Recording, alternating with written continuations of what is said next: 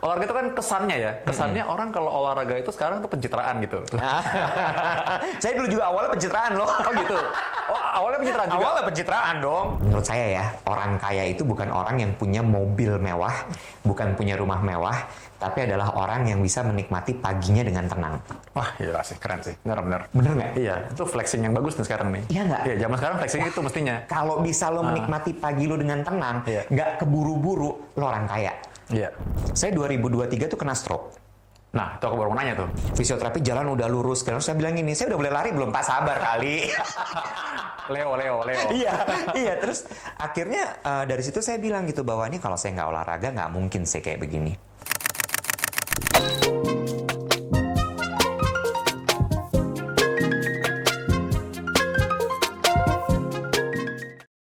Pemirsa Delve Channel, wah kita kembali hari ini, tapi agak berbeda nih, hari ini istimewa ya, karena hari ini saya nggak cuma sendiri, saya akan mengajak orang kenalan saya, seorang yang dari dulu sebenarnya saya sangat lihat cuma ya di televisi, dengar di radio, ya pasti udah tahu sih, kan soalnya di thumbnail udah ada ya sebenarnya. Iwet Ramadan, halo dok, halo Pak Iwet. Waduh, Pak Iwet ini saya dari dulu lihat tuh sebenarnya kayak, wah ini orang nih asik banget deh gitu ya. Cuma ternyata, percaya deh, lebih asik kalau ketemu orangnya langsung. Oh gitu ya. Tapi sebentar, ini agak nggak enak dipanggil bapak. Tapi mesti dikasih tau dulu kenapa sampai dipanggil bapak. Oh ya, betul. Nah, jadi ceritanya saya kan dulu kan aktif lah di namanya Yayasan Jantung Indonesia. Betul. Lalu suatu waktu dipertemukan lah dengan seseorang yang baru katanya, ya bukan orang barunya, tapi maksudnya sebagai orang yang baru di posisi itu. Iya, Menjabat lah ya. Oh, jadi pejabat nih sekarang namanya. Nah, ketemu namanya Pak Iwet. Terus kan saya mikir, mirip ya sama nama yang terkenal itu ya. Mungkin kebetulan. Ternyata kebetulan orangnya bener-bener Pak Iwet. Jadi makanya saya manggilnya Pak Iwet, kan nggak enak. Masa manggil pejabat, manggilnya Mas. Ya, aduh. Tapi sebenarnya agak harus mulai membiasakan diri sekarang. Iya sih, dipanggil bapak gitu, karena selain memang umur udah bapak-bapak. Terus yang berikutnya ya udah karena si jabatan itu jadi akhirnya harus ya udah terima aja lah dipanggil bapak. Iya sih. Lagian bapak bukan berarti tua juga sih. Enggak juga sih. Ya itu it's like kayak kita menghormati dan apresiasi aja. Soalnya terus terang aja ya. Walaupun saya sering lihat beliau nih. Beliau lagi. Gila. Kok beliau sih? Makin. Walaupun sering lihat ya. Tapi kan rasanya kan udah akrab. Udah lihat. Oh ini orang terkenal lah. Udah lihat gitu. Tapi kalau ketemu orangnya kan ya masa manggilnya gitu kan kita nggak kenal dia ya. Iya. Jadi yang manggil bapak sih oke aja sih. Nggak masalah. Nggak masalah. Ya? Oke.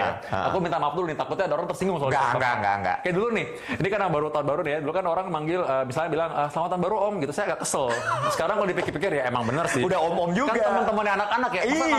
Gitu, iya bener. Terima aja udah dipanggil om, dipanggil bapak, ya udahlah, oke aja. Tapi anyway, kalau misalkan lihat ya, Pak Iwet ini di IG itu kan aktif banget, bahkan lebih aktif daripada anak-anak kebanyakan ya, anak-anak muda kebanyakan. Soalnya kenapa aku merasa bahwa ini perlu di-sharingkan, karena Pak Iwet itu men-share mengenai lifestyle. Ya. Nah, just yang aku bilang gini, orang kan merasa sibuk banget sampai tidak bisa olahraga. Betul. Tapi aku lihat di IG ini malah olahraga terus. Betul. Malah kesannya apa kalau orang ini nggak ada kerjaan apa ya? Iya, banyak yang nyangka gitu. Ini kayaknya orang ini hidupnya enak deh. Sebenarnya sibuknya apa sekarang coba Pak? Biar tahu juga orang-orang. Sebenarnya ini juga tadi menjawab kameramen pada nanya gitu ya. Masih syuting nggak? Masih siaran radio nggak?